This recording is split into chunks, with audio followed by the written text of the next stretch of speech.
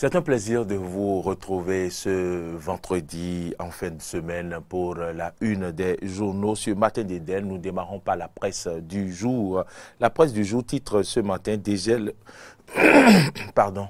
Un chat dans ma gorge. La presse du jour titre dégel de la crise préélectorale au Bénin. Le comité présidé par Mbedi poursuit les pourparlers. Et puis toujours à la une de la presse du jour, on peut lire pour non-respect des obligations liées à l'exploitation de licences. L'ARCEP Bénin réclame 1,354 223 103 francs CFA à MTN, brigade criminelle de Cotonou. D'autres responsables du PRD écoutés hier, c'est mentionné à la une du quotidien La Presse du jour. Malaise dans les universités du Bénin. L'intersyndicale des enseignants menace de franchir la ligne rouge. La dépêche titre enlisement du processus électoral et gouvernance au Bénin, le complot des institutions, c'est à la une du quotidien La Dépêche qui ajoute Sénat, Cour constitutionnelle, le clair obscur. On peut également lire à la une du quotidien La Dépêche. Face à la presse nationale et internationale, l'opposition met en garde contre la confiscation des droits et libertés. L'opposition met en garde contre la confiscation des droits et libertés. Crise préélectorale, le regard de la diaspora sur l'impasse. C'est allié à la une du quotidien La Dépêche. Dynamisme info de ce vendredi. Titre: interdiction d'une marche pacifique de l'USL à Abomey-Calavi qui veut compromettre les efforts de décrispation de la tension sociale. Une interrogation à la une du quotidien Dynamisme info qui ajoute: Talon n'est sûrement pas demandeur. Qui veut compromettre les efforts de décrispation de la tension sociale. Talon n'est assurément pas demandeur. On peut lire également la une de Dynamisme info. Limogeage après des actes de braquage. Ces réactions émotionnelles de la hiérarchie policière qui ne règlent pas forcément les problèmes. Nous allons passer à la une du quotidien Le Matin. Le Matin titre: élection législative du 28 avril 2019. Les progressistes prêts pour la compétition. Les progressistes prêts pour la compétition. Dernière décision de la Cour constitutionnelle relative aux élections du 28 avril 2019. Ministère de l'Intérieur et Sénat dans la légalité. Le processus électoral se poursuit. C'est à la une du quotidien Le Matin. Sortie médiatique du parti restauré, l'espoir et consort. L'opposition toujours dans la contestation. C'est ce que l'on peut lire ce vendredi matin à la une du quotidien Le Matin, qui titre également Marche Bénin-Togo du 24 mars 2019 à Cotonou, le programme de préparation des écureuils. Le leader du jour titre en manchette: douane béninoise, Patrice Talon appelé au secours contre une décision arbitraire de Charles Espoin Bocor. À la une du quotidien Le Leader du jour, on peut également lire: accusé d'avoir bénéficié d'un traitement de faveur à la Sénat, l'Union progressiste s'insurge et se dit apte pour la poursuite du processus électoral. Positionnement sur la liste FCBE dans la 20e circonscription électorale. Nécessité pour les responsables de donner la deuxième place à la commune d'Adjoron. Supposé licenciement abusif au ministère de l'économie et des finances. C'est bien sûr à la une du quotidien Le Leader du jour. Des agents contractuels concernés donnent de la voix et réclament justice. Il sollicite l'implication personnelle du président Talon pour un dénouement heureux de la situation. L'événement du jour, titre ce jour: Union progressiste, le bureau politique fier de la première réussite. Supposé abandon de la course pour les prochaines législatives par Moël Bénin. Ayadi dément, rassure les militants et propose des pistes de sortie de crise. On peut également lire à la une du quotidien L'événement du jour, législative du 28 avril 2019, toute la vérité que l'opposition cache au peuple. Assemblée nationale. La conférence des présidents s'ouvre ce jour à Porto Novo. L'actualité, titre dynamique prôné par chef de l'État pour les législatives. L'Union progressiste totalement d'accord. Quel que soit le nombre de compétiteurs, nous sommes prêts. C'est à la une du quotidien L'actualité qui titre également l'examen des propositions de loi pour des élections législatives inclusives. La conférence des présidents se réunit ce jour. Nous passons à la une du quotidien Le Matinal. Le Matinal titre étude en procédure d'urgence mardi prochain à l'Assemblée nationale. 2 propositions de loi sur les élections. Les précisions à la page 11. Le Matinal ajoute un broglio autour des législatives du 28 avril 2019. Les fautes graves de l'opposition. Le développement à suivre dans les colonnes du journal. Nous passons à la une de l'événement précis. L'événement précis titre ce matin appui du gouvernement au développement du sport. La FBF, la Fédération béninoise de football et les équipes des ligues 1, 2 et 3 reçoivent 400 millions. Impasse électorale pour les législatives. L'Union progressiste invite le Parlement à trouver une solution. Mbedi convoque une session d'urgence. Attaque répétée après le rejet des dossiers de candidature. Tiando défend la Sénat et dévoile les irrégularités. C'est à la une de l'événement précis qui titre également ce vendredi mobilisation des ressources pour le PAG. Le gouvernement et les PTF prennent de nouveaux engagements. Le matin libre titre ce matin maintien ou non des lois électorales. Passe d'armes entre la mouvance et l'opposition. Le journal titre également à ça une nouvelle charte des partis politiques. Le parti La Flamme renouvelée se conforme. Le parti La Flamme renouvelée se conforme.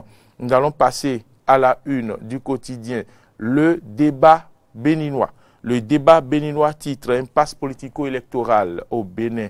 Le CRJ, trait d'union PRD, dénonce l'acharnement politique et le lynchage médiatique entretenu contre le Parti du Renouveau démocratique. Ses membres apportent leur soutien indéfectible au président Adrien, leur soutien indéfectible au président Adrien Mbedi, qui est devenu la cible des critiques malveillantes. Ils exigent également l'arrêt et l'évaluation du processus électoral en cours. Et puis, on va également lier à la une du quotidien Le Débat, un autre titre législatif 2019, la Sénat à l'épreuve des critiques. Nous allons bien sûr continuer avec Bénin Intelligent. Corneille Haïssé est fini avec Bénin Intelligent, législative 2019. L'Union progressiste s'oppose à une remise en cause des réformes, mais reste ouverte pour des élections inclusives. Accompagnement des émissions de titres du Bénin, les investisseurs renouvellent leur confiance. Phase pilote du projet Arche, le logiciel d'IBA maladie pour la dématérialisation des données. Voilà, Corneille Haïssé, ce qu'on peut retenir à la une des journaux sélectionnés ce vendredi dans le compte de la une des journaux de Matin d'Éden. Merci à toutes et à tous de nous avoir suivis. Merci à vous, Arnaud Mori Agoua. L'actualité électorale bouge beaucoup au Bénin. Les quotidiens sont revenus sur la sortie du président de la Sénat, la sortie également de l'opposition, la sortie du cadre de réflexion des jeunes du PRD qui appellent donc à arrêter les sabotages contre le président. Et puis de l'autre côté également la sortie médiatique de l'Union progressiste et qui justement qui est totalement d'accord, qui est prêt. Alors si Sabin, je dis Sabin, si Igor Ntondi peut nous ramener la une du quotidien l'intelligent, Bénin Intelligent. On va commencer par là. Il y a Bénin Intelligent le matin et puis plusieurs autres quotidiens. On parlait d'abord déjà de l'Union progressiste qui se dit prête pour Et s'oppose, voilà. l'Union progressiste justement, s'oppose. Législative 2019, l'Union progressiste s'oppose à une remise en cause des réformes, mais reste ouverte pour des élections inclusives. Aujourd'hui, est-ce que vous ne trouvez peut-être pas une contradiction? Parce que aujourd'hui, ce sont les réformes dans ce sens qui posent problème. C'est justement à cause de ces réformes qu'on est dans une situation un peu confuse où aujourd'hui les partis se sont retrouvés, qu'on le veuille ou pas, hors course. Et puis deux partis se retrouvent dans la balance, deux partis d'avance présidentielle. Est-ce que justement, ce ne sont pas les réformes qui nous ont conduits? Si on est d'accord pour les réformes, et il ne faut pas mettre en cause les réformes, mais d'un autre côté, on veut quand même que tout le monde aille aux élections. Voulez-vous qu'on se dise la vérité ce vendredi? Mais c'est justement pour la manifestation de la vérité. Non, si vous voulez qu'on se dise la vérité, on va se dire la vérité parce que principalement les réformes, oui, il faut opérer les réformes, oui, mais qu'est-ce qui crée problème? Dans ces réformes opérées, il y a eu deux choses qui ont posé problème. Il y a, je ne vais même pas parler du quitus fiscal, donc je vais dire une seule chose principalement. Ça dit que le certificat, ce fameux certificat de conformité, c'est ça qui a posé tout le problème et qui a fait que des partis ont vu leur dossier rejeté sur toute la ligne.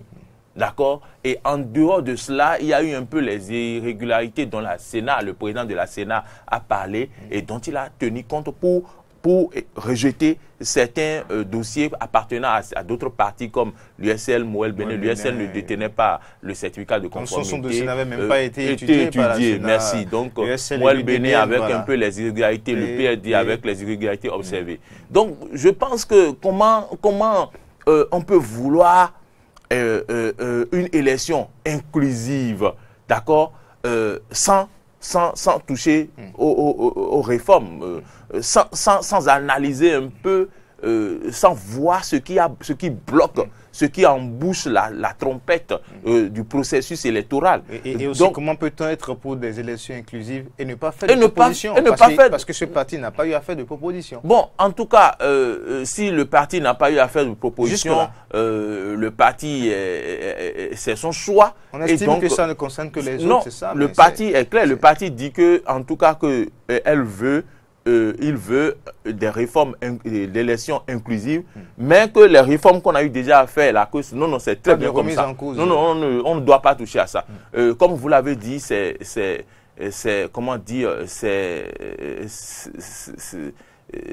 incompréhensible. C'est incompréhensible tout simplement. La position de ce parti. C'est une façon de dire que tout est bien, mais tout est bien. Si tout est bien, c'est que tout est bien. Et donc, si aujourd'hui la solution c'est d'amener tous les partis à participer aux élections, alors là, on ne peut pas demander de ne pas toucher aux réformes et que tout est déjà bien. Il faut voir ensemble ce qui a plombé l'aile au processus et qui nous a amené là à la situation où le chef de l'État a été obligé de demander de revoir un peu ce qu'on peut apporter pour permettre à tout le monde. Et on n'est pas sur cette piste-là. Et puis d'autres disent qu'eux, ils sont prêts. Eux, là, ils n'ont plus rien à dire, qu'eux, ils sont prêts. Ça dit, est-ce que demain, ils vont aux élections? Dans la vision du chef, parce que le chef même a dit et qu'il faut faire une relecture possible. On ne comprend pas. Demander aux députés quand même de s'en occuper. Mais voilà, un parti qui se réclame de la mouvance. Ça crée un peu la confusion. Ça crée la confusion. Et on ne comprend plus rien. Ça crée la confusion. À la limite, comme je l'ai suivi hier, M. Mathias Ogba, sur une chaîne de la place, il a dit oui, mais il faut le quitus fiscal. À la limite, on peut garder le quitus fiscal et voir comment arranger les choses pour enlever ce qui bloque comme ce certificat de conformité là, ou trouver une autre forme pour pouvoir permettre. On a dit, l'objectif c'est que tous les partis, bon, les 10 partis participent aux élections. C'est pas ça l'objectif. C'est ce qui pose problème aujourd'hui. Ce n'est pas cela l'objectif. Et bon, je ne sais plus où se trouve l'autre problème. Et c'est normal que les gens puissent payer leurs impôts. Et beaucoup ont déjà fait l'effort déjà dans la phase de dépôt de dossier pour se mettre à jour par rapport à leurs impôts. Certains l'ont déjà eu. On ne comprend pas. Voilà. Et puis, il y a un silence. Et puis, on voit la une des journaux, des partis qui se disent ils sont prêts, hein, que même si c'est demain, ils vont compétir. Et donc, les réformes, là, ça va comme ça, on a déjà tout fait, il ne faut pas toucher. Mais ce n'est pas possible. Dans un pays où on veut une élection inclusive, quand même, il faudrait harmoniser les choses pour permettre à tout le monde de participer. Une compétition, c'est une compétition. Et quand on est compétiteur, il faut aller à la compétition. Donc, moi, c'est ce que je pense. Mais nous savons également que la route tourne beaucoup en politique. Hein. Et puis, nous avons des personnalités aujourd'hui qui sont de ces partis qu'on avait eu, qu'on a trouvé dans sous d'autres formes ou dans d'autres manteaux il y a quelques années et qui avaient d'autres discours, carrément. Bon, est-ce que je ne sais pas pourquoi vous parlez de roue tourne, c'est-à-dire que ce sont les gens qui tournent sur eux-mêmes. Ce n'est pas une roue qui tourne. Parce que celui qui était avec Kodjo hier se retrouve et qui devant nous, devant le peuple, on était là, et qui ont tenu des expressions données aujourd'hui, qui ont marché, qui ont marché, qui ont failli même casser le goudron dans ce pays, aujourd'hui se retrouvent d'un autre côté avec la couleur rouge, et tiennent d'autres discours et on dit est-ce que c'est la même personne ou bien on est dans le même pays ou bien on a changé de pays en temps. Donc je pense quand même que l'essentiel, comme on le dit, l'essentiel, c'est de suivre les consignes du chef de l'État et de faire de telle sorte que les choses se passent comme on le souhaite, afin que la démocratie demeure un exemple dans notre pays. La démocratie triomphe au Bénin. La dépêche a titré complot des institutions, la Sénat, la Cour constitutionnelle, le clair-obscur.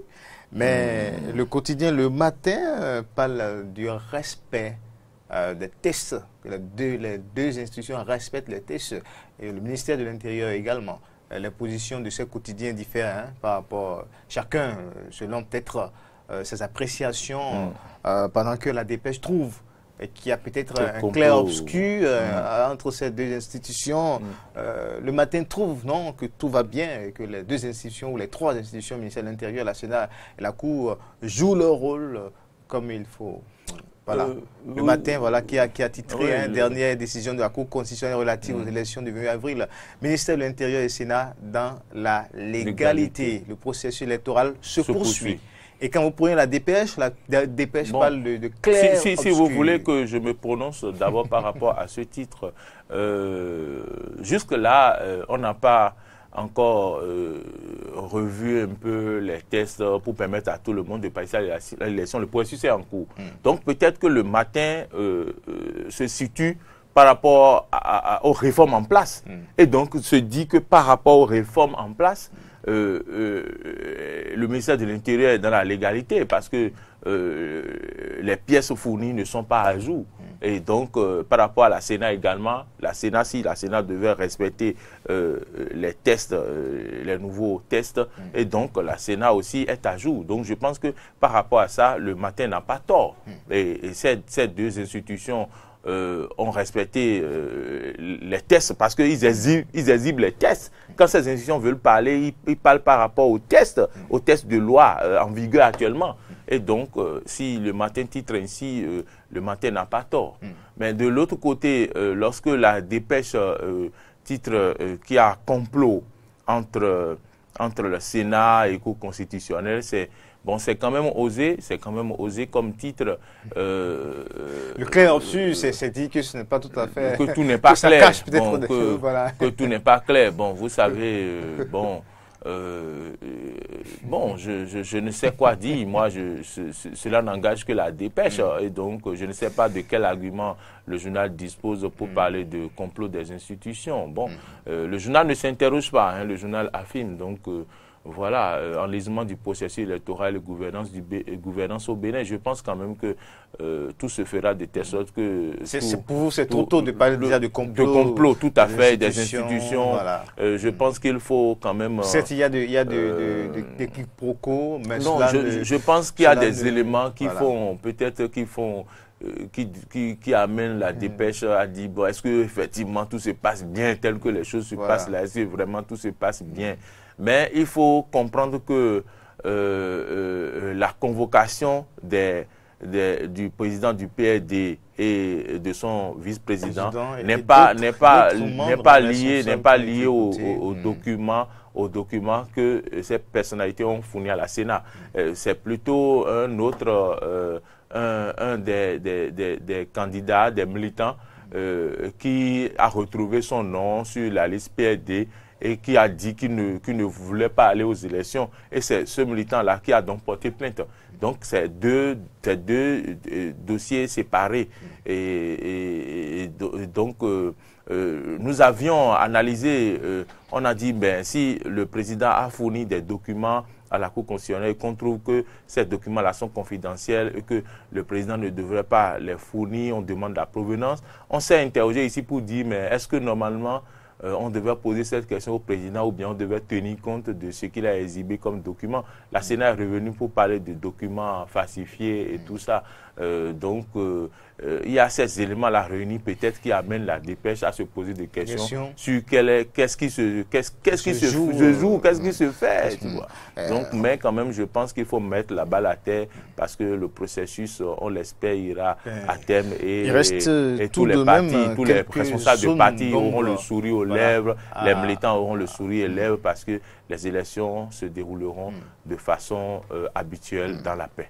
Il y a certainement quelques zones d'ombre à très tôt dissiper parce que, vous savez, on donne rendez-vous à nos téléspectateurs et à nos auditeurs également pour le forum de la rédaction. C'est pour ce vendredi à 21h sur les écrans de Eden Télévision.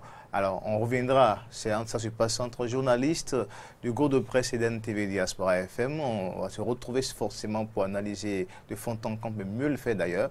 L'actualité, on reviendra, pourquoi pas, sur tous ces événements qui ont marqué l'actualité tout au long de la semaine. Le processus se poursuit normalement. Puis à un moment donné, quand on a demandé, le chef d'État a demandé, il faut faire des propositions.